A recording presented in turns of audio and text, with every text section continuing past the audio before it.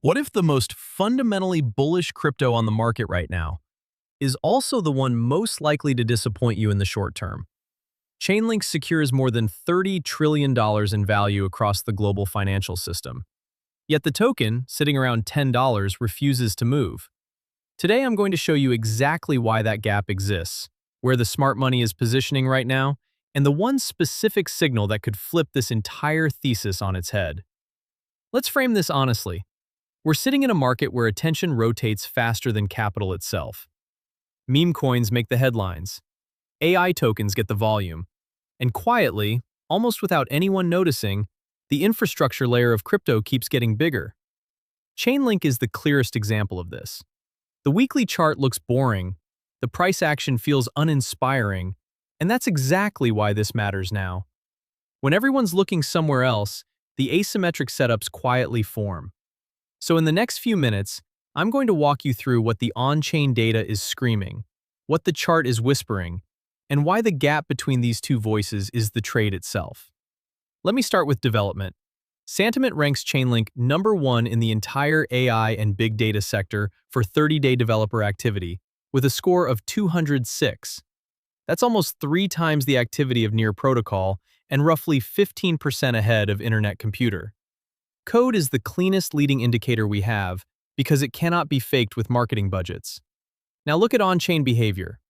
Wallets holding between 100,000 and 10 million Link have accumulated 32 million more tokens in just 1 month, a 7.7% rise. Their collective stash now sits at 461 million Link, an all-time high. This is not retail. This is treasury desks, OTC buyers, and strategic holders pulling supply off exchanges while the price chart looks dead. The institutional layer is even louder. The two-spot Link exchange-traded funds now hold 1.6% of the entire market cap. Grayscale's product alone manages around $93 million in assets. And the Chainlink Reserve itself, the protocol's own treasury, just added 119,000 tokens in a single transaction, bringing total holdings above 3.5 million Link. That's the protocol bidding on its own asset using fee revenue. Then comes the real signal. Solve Protocol just migrated over $700 million in tokenized Bitcoin off Layer 0 bridges and onto Chainlink's cross-chain interoperability protocol. Sergey Nazarov framed it bluntly. The era of single-node, low-quality bridges is ending. In just 4 days, 4 major protocols carrying more than $3 billion in total value locked, decommissioned their legacy oracles and migrated to Chainlink. The protocol itself recently crossed $30 trillion in cumulative transaction value, enabled by its Oracle network. The regulatory layer is moving in parallel.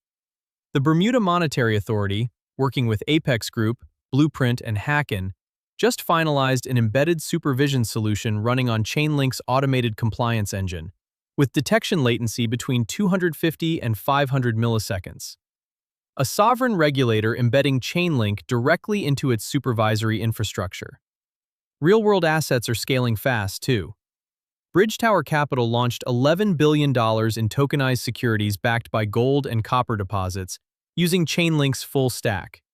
And Amazon Web Services, the largest cloud provider in the world, just publicly endorsed the Chainlink runtime environment as the integration layer between traditional cloud workloads and smart contracts. Now here's where it gets interesting. Chainlink Labs is hiring a product manager for node economics. The job description spells it out clearly. Build the compensation and incentive systems for node operators across the entire network. That's a tokenomics design hire. That's the staking and fee flow upgrade nobody's pricing in yet. And it matters because despite all this adoption, protocol revenue has stayed flat at roughly $1 million per week, totaling $29 million over the last 180 days. 870,000 wallets now hold Link. But the token still isn't capturing the value its infrastructure enables. Yet. Now let's translate that fundamental backdrop into actual market structure. On the weekly chart, Chainlink is trading right around $10. Price is fighting the 21-period exponential moving average, the red line on the chart, and remains below both the 55 exponential moving average in purple and the 200 simple moving average in green. So we're below the dynamic resistance that defined the previous bull leg, but we're starting to push back against it. The macro structure begins with that descending trend line drawn from the August 2025 local top at $26. That orange dotted line has rejected price in 2025. The first real test comes when Link closes a weekly candle above the 21 exponential moving average. Once that happens, the next confrontation is the trend line itself, which intersects just under the $11 and $13 zone in the coming weeks. The Fibonacci grid is anchored from the $31 high in December 2024 down to the $8 low first printed during the October 10th flush and retested in February 2026. That $8 level is critical because it lines up with the 2022 and 2023 lows that previously acted as accumulation. Old resistance turned into support. The first retracement at the 236 fib sits at $13.43. That's the line that separates a normal pullback from a structural breakdown. Above it, you unlock $16, then $19, then $22. The full retrace at the 786 fib sits at $26, which is the level I personally need reclaimed to confirm a higher high on the macro time frame. The full extension at the 1618 fib projects $45. Now, the Heikin-Ashi Relative Strength Index, the indicator below the price chart, told us something rare 2 months ago. It printed the most oversold reading in Chainlink's entire history. Then it formed a bullish divergence. The indicator already broke above its own descending trend line, that white dotted line, well before price did. I marked the historical instances on the chart with white circles. Every single one of those moments preceded a rally of at least 150%. That's why my strategic accumulation zone sits between $7 and $10 for a long-term position. My invalidation zone, the level that would force me to step back and reassess the entire setup, is a confirmed weekly close below $7. Below that, the reaccumulation thesis breaks. For de-risking at resistance, I scale out across the ladder.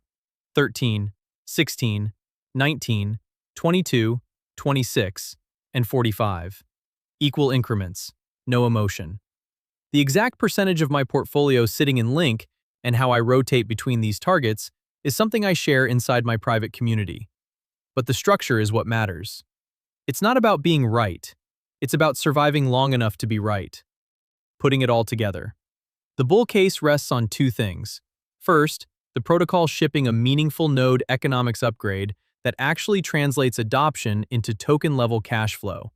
Second, exchange-traded fund inflows re-accelerating. Right now, those flows have collapsed almost 98% from the December peak of $59 million per month down to $1.41 million in May. Without one of those 2 catalysts firing, Link keeps trading as narrative beta, not as a productive asset. The bear case is simple. If the $8 floor breaks on a weekly close, the structure invalidates and the patient buyers from the last 6 months become trapped liquidity. That's the worst-case scenario worth respecting. My base case is patience. The chart says reaccumulation. The on-chain data confirms it. The fundamentals provide the runway. But timing the breakout is the hard part. The risk-adjusted return here favors slow, mechanical accumulation inside the load zone, not chasing aggressive entries above resistance levels that haven't been reclaimed yet. Time is the asset. Conviction is the discipline. So Chainlink is winning the infrastructure war while the token waits for its monetization upgrade. The whales are accumulating. The institutions are building. The chart is quietly forming a bottom. But until the value capture mechanism arrives, this remains a long-duration position, not a short-term trade. If this analysis added value to your week, hit like and subscribe. It genuinely helps the channel reach more serious investors.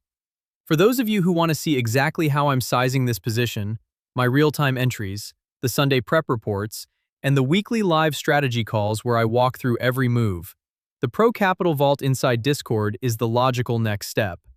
Join through the YouTube members button below, the link in the pinned comment and description, or scan the QR code on screen. Once you're in, just sync your YouTube account to Discord, and every private channel unlocks automatically.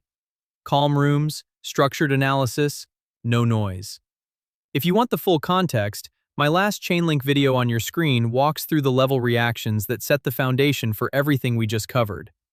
This is research and education, not financial advice.